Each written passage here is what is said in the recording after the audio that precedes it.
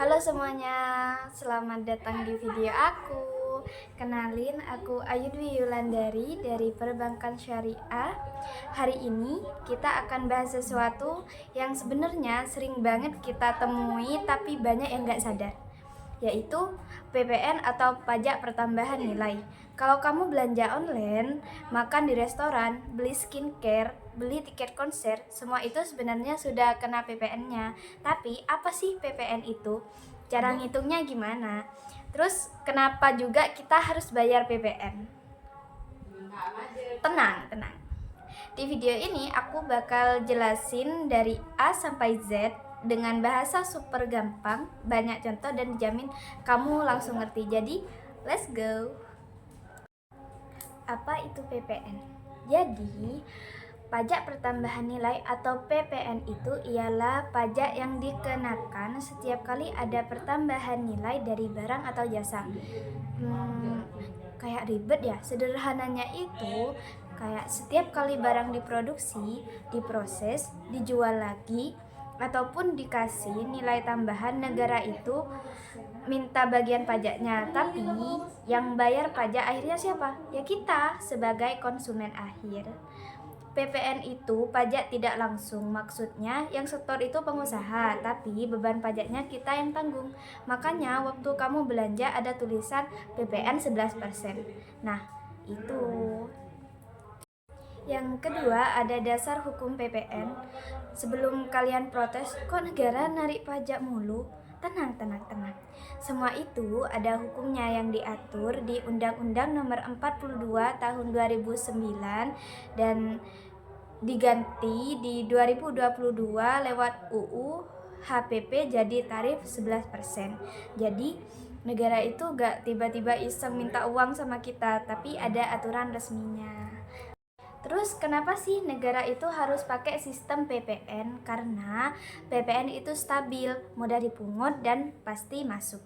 Setiap kita belanja ada PPN, semakin aktivitas ekonomi bergerak, semakin banyak penerimaan negara. Dan dana itu dipakai buat bangun jalan, pendidikan, rumah sakit, infrastruktur, program bantuan, dan sebagainya. Jadi sebenarnya kita itu ikut nyumbang ke pembangunan juga. Kalau kalian nanya tentang apa aja sih yang kena PPN, sebenarnya itu banyak ya. Yang pertama ada barang kena pajak atau BKP seperti barang elektronik, kosmetik, pakaian, perabot rumah, kendaraan, bahan bangunan. Yang kedua ada jasa kena pajak atau JKP, yaitu jasa salon, jasa kebersihan, jasa konsultasi, sewa kos, dan juga aplikasi digital seperti Netflix dan juga Spotify. Yang ketiga ada impor barang, dan yang keempat ada ekspor barang dan jasa. Meskipun tarifnya itu 0%, tapi itu tetap masuk di PPN ya. Kemudian ada barang dan jasa yang tidak kena PPN, yaitu sembako tertentu kayak beras, jagung, dan juga telur. Kemudian jasa pendidikan, kesehatan, jasa keuangan, dan juga jasa keagamaan. Kemudian ada yang namanya PKP. Siapa sih itu PKP? PKP itu pengusaha kena pajak, singkatnya itu yang memungut PPN. Syaratnya omsetnya itu harus lebih dari 500 juta dalam setahun. Sebenarnya gak lebih sih ya, kayak misal kita bikin usaha terus omset kita dalam setahun itu udah nyampe 500 juta, maka kita itu wajib yang pertama memungut PPN, yang kedua bikin faktur pajak, dan yang ketiga lapor SPT masa PPN tiap bulan. Kalau dia enggak PKP, maka ya gak boleh pungut PPN meskipun usahanya gede. Kalian penasaran gak tarif PPN itu berapa? Tarif PPN itu sekarang yaitu 11%. Misal nih, kita beli barang 100.000. Nah, PPN-nya kan 11%, berarti 11% dikali 100.000 sama dengan 11.000. Jadi, kita bayarnya 111.000. Terus rencananya ya tahun 2025 ini PPN itu bakalan dinaikin jadi 12%. Itu udah ada di UU HPP. Terus cara kerjanya gimana? Cara intinya tuh aku mau jelasin dengan cara yang sederhana. Ada dua istilah penting yang harus kita ketahui dulu. Yang pertama adalah PPN masukan atau input tax, yaitu pajak saat pengusaha membeli barang. Dan yang kedua ada PPN keluaran atau output tax, pajak yang dia pungut saat menjual barang. Akhirnya PPN terhutang sama dengan PPN keluaran dikurangi PPN masukan. Contohnya, perusahaan A beli bahan baku sebesar 10 juta dengan PPN 11%, yaitu 1.100.000. Kemudian perusahaan A jual barang jadi 20 juta. PPN-nya 11% berarti 2.200.000. Jadi PPN yang harus disetor 2.200.000 yang tadi dikurangi 1.100.000, jadinya yang disetor cuma 1.100.000. Simpel bukan? Kemudian materi selanjutnya ada yang namanya faktur pajak. Kalau kamu PKP yang tadi aku jelasin dan kamu jual barang, kamu harus bikin faktur pajak. Itu kayak bukti resmi bahwa kamu memungut PPN yang di dalamnya ada nama penjual, nama pembeli, NPWP, harga, jumlah PPN, dan juga kode faktur. Mirip kayak invoice tapi ada PPN-nya. Contoh kasusnya nih ya, yang pertama, misal rantai produksi makanan ringan. Yang pertama itu produsen bahan mentah kayak pabrik dengan harga jual barang yaitu 10 juta dan PPN-nya 1.100.000. Kemudian dari pabrik diserahkan ke distributor dengan harga jual 15 juta dengan PPN 1.650.000. Nah, PPN yang disetor pabrik yaitu 1.650.000 dikurangi 1.100.000 sama dengan 550.000. Setelah itu, makanan ringan itu disetor ke toko oleh distributor dengan harga jual 20 juta dengan PPN 2.200.000. Kemudian, PPN yang harus disetor oleh distributor itu yaitu 550.000. Kok bisa? Ya bisa dong. Caranya 2.200.000 tadi dikurangi 1.650.000. Setelah dari toko, kemudian toko itu menjual makanan ringan ke konsumen dengan harga jual 25 juta. PPN-nya itu 2.750.000. Berarti PPN yang harus disetor oleh toko ialah 550.000. Total yang dibayar negara ialah 1.650.000 dan total yang dibayar oleh konsumen ialah 2.750.000 termasuk margin toko. Keren kan? Di setiap tahap ada pajak tapi konsumen akhir yang menanggung. Kemudian ada yang namanya PPN impor dan ekspor. Impor itu selalu kena PPN 11% yang dipungut oleh bea cukai. Misalnya, kamu impor barang dengan harga 5 juta, dengan PPN-nya itu 550.000. Kalau ekspor, tarifnya itu 0%, tapi bukan berarti bebas pajak. Justru eksporter boleh minta restitusi kalau PPN masukannya besar. Sekarang aku mau bahas hal yang sering banget ditemuin di zaman sekarang, yaitu PPN di dunia digital. Kita kan hidup di zaman yang semuanya serba digital ya. Kayak nonton Netflix, dengerin Spotify, beli Diamond ML, beli UC PUBG, beli aset game, bahkan pakai aplikasi editing sampai beli kursus online. Nah, mulai dari 2020 pemerintah nerapin yang namanya PPN PMSE atau perdagangan melalui sistem elektronik, yang artinya Semua layanan digital dari luar negeri yang kita pakai itu kena PPN. Contohnya kayak Netflix, Spotify, Google, Meta, kayak Facebook atau Instagram Ads, terus TikTok, kemudian Stream, Epic Games, Amazon, sama Udemy. Kalau kamu bayar kayak langganan Netflix 65.000 dalam sebulan. Nah, itu termasuk ada PPN loh, 11%. Kenapa sih harus dipajakin? Karena di zaman sekarang itu kita bukan cuma konsumsi barang fisik, tapi juga barang digital, dan pemerintah harus menyesuaikan biar adil. Ibaratnya kalau kamu beli kosmetik nih di toko, terus kena pajak, masa iya beli di aplikasi luar negeri gak kena pajak? Maka kalau sampai beli di aplikasi luar negeri tapi tidak kena pajak, itu itu bisa bikin ekonomi kita nggak muter, melainkan uangnya ke luar negeri, sedangkan di dalam negeri itu macet. Terus kalian sadar nggak kalau kita beli barang di marketplace sekarang udah ada PPN-nya? Kayak misal kita beli di Tokopedia, terus Shopee, Lazada, Blibli maupun TikTok Shop. Pasti itu kan pas mau bayar ada tulisan PPN 11%. Nah, kenapa? Karena yang pertama, toko PKP, yaitu wajib pungut PPN. Yang kedua, toko non PKP yang nggak boleh pungut PPN. Jadi kalau kamu mau beli barang dari toko kecil rumahan, biasanya itu nggak ada PPN. Tapi kalau beli di toko kayak toko ofisialnya nih di Mall Orinya, itu pasti ada PPN kok. Marketplace itu cuma jadi perantara, bukan yang narik pajak secara langsung. Yang narik pajak itu tetap tokonya. Terus ada yang menarik juga nih, misal kayak kita nongkrong di kafe ataupun restoran-restoran besar, meskipun kadang makanannya itu sama kayak makanan pinggir jalan, cuma ya pasti kayak penyajiannya itu beda ya, tapi jenisnya itu sama.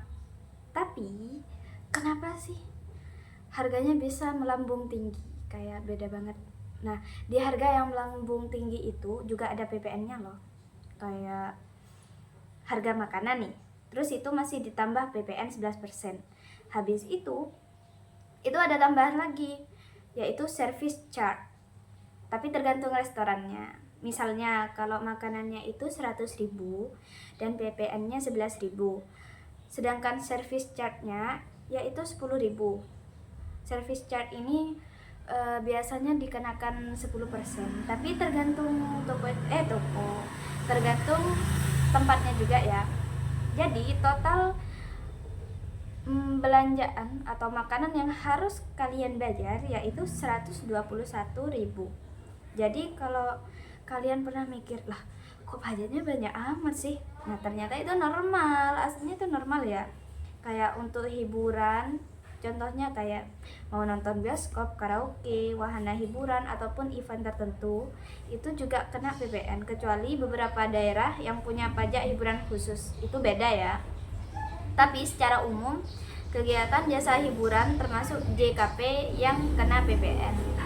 Terus kalau kalian sadari, ada banyak loh mitos tentang PPN yang ada di lingkungan kita. Yang pertama kayak PPN itu pajaknya pengusaha, terus PPN itu nindas rakyat miskin. Habis itu PPN itu kayak pemerintah ambil duit seenaknya. Enggak guys, enggak. Semua penerima PPN itu digunakan untuk pendidikan, BPJS, jalan tol, bantuan sosial, dan juga pelayanan publik. Terus kalau UMKM wajib pungut PPN enggak? Ya enggak lah. UMKM itu kan omsetnya di bawah 500 juta, jadinya itu enggak wajib. Terus coba bayangin nih, misal kita buka bisnis kecil-kecilan kayak minuman es teh pinggir jalan. Nah, karena tahun pertama itu kita dapetin omset sebesar 200 juta. Karena belum nyampe 500 juta, kita itu nggak wajib PKP. Jadi, kita itu nggak perlu dipungut PPN, terus nggak usah bikin faktur, dan juga harga jual kita itu jadi lebih murah. Nah, tahun berikutnya usaha kita itu meledak, viral di TikTok, karena mungkin ada influencer yang datang, terus banyak pengikutnya yang ikut datang, FOMO istilahnya. Antrinya panjang tiap hari. Omsetnya kita bisa tembus 800 juta. Amin. Nah, di titik itu kita itu harus wajib daftar PKP. Setelah jadi PKP, kita dipungut PPN 11%. Kemudian kita harus lapor tiap bulan dan juga kita berhak kreditkan PPN masukan dari supplier kita. Walaupun ribet, tapi kita bisa kerjasama dengan perusahaan besar yang butuh faktur pajak. Jadi, menjadi PKP itu tanda usaha kita naik kelas. Bukan beban, tapi bagian dari profesionalitas usaha. Terus teman-teman, aku mau jawab beberapa pertanyaan yang sering muncul soal PPN, yaitu misal nih, kalau kita beli barang bekas, kita itu kena PPN atau enggak? Ya tergantung kita belinya dari mana. Misal kita belinya dari orang pribadi, ya enggak dong, kita enggak kena PPN. Tapi kalau kita belinya dari PKP, kita bisa kena. Terus misal aku ngekspor kok tarifnya 0% tapi tetap disebut kena PPN. Nah, itu karena kita itu tetap bikin faktur dan tetap punya hak restitusi. 0% bukan berarti bebas pajak ya teman-teman, seperti yang kita bahas tadi di awal, tapi memang sengaja dibuat 0% biar ekspor kita itu kompetitif. Terus yang pertanyaan terakhir, kenapa makan di warteg gak ada PPN? Ya karena warteg bukan PKP.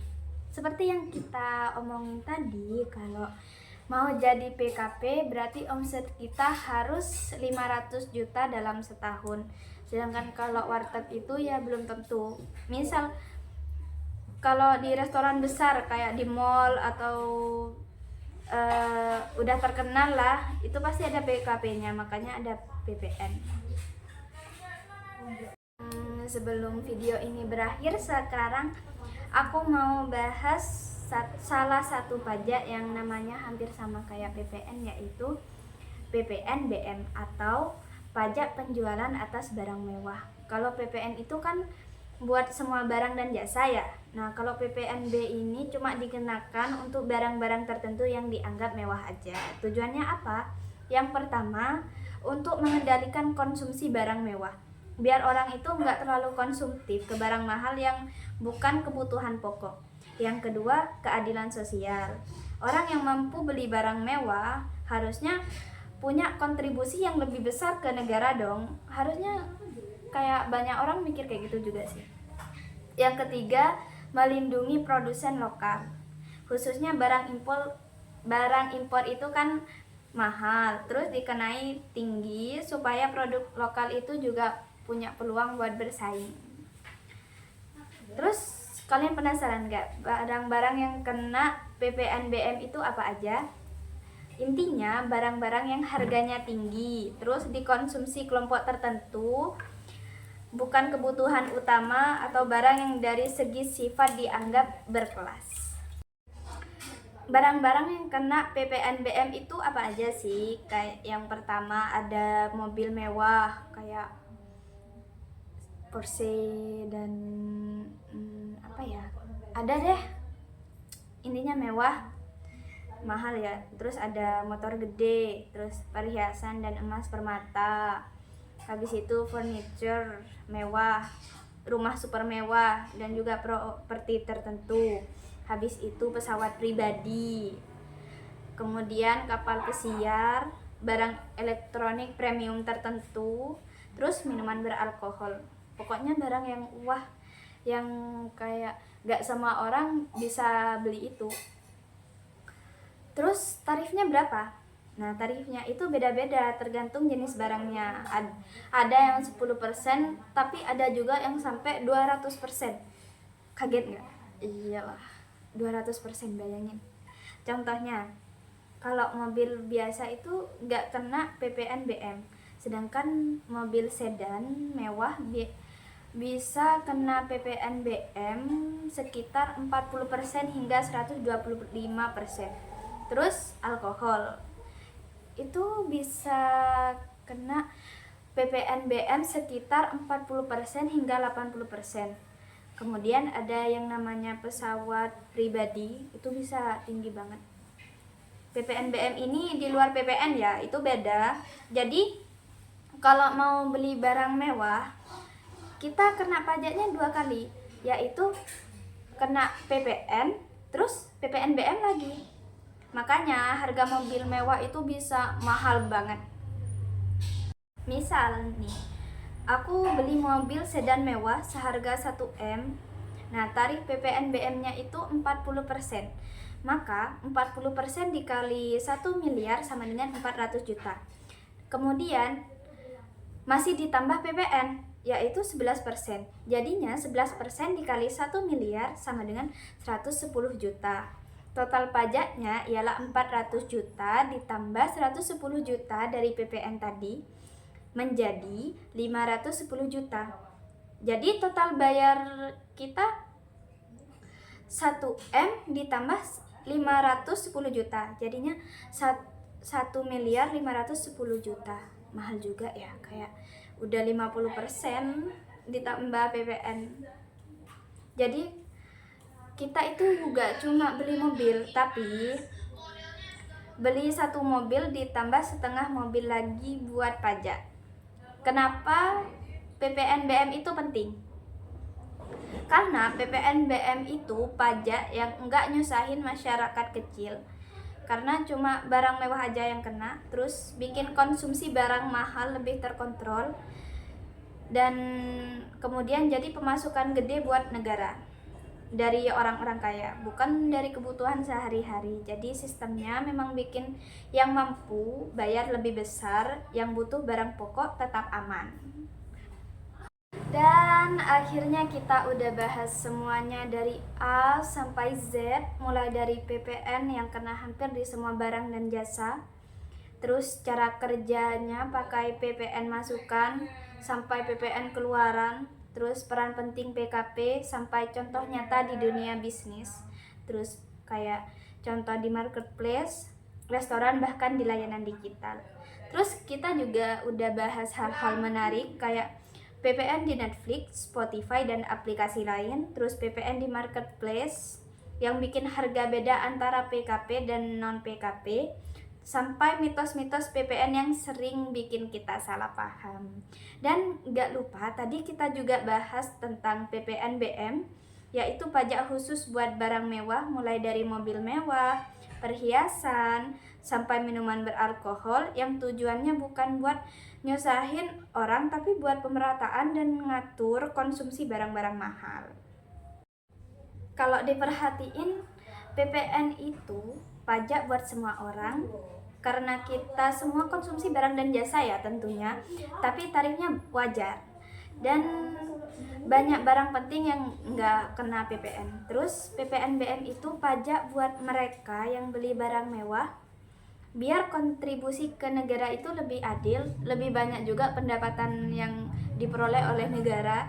Terus UMKM kecil itu aman karena nggak wajib PKP kalau omsetnya belum menyentuh 500 juta dalam setahun.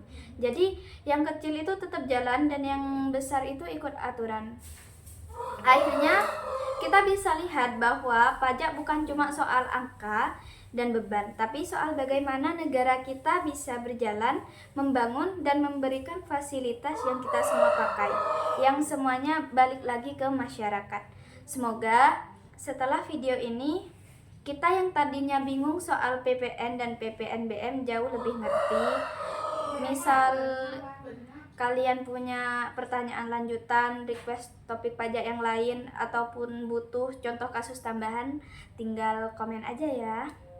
Terima kasih udah nonton sampai akhir. See you on the next video.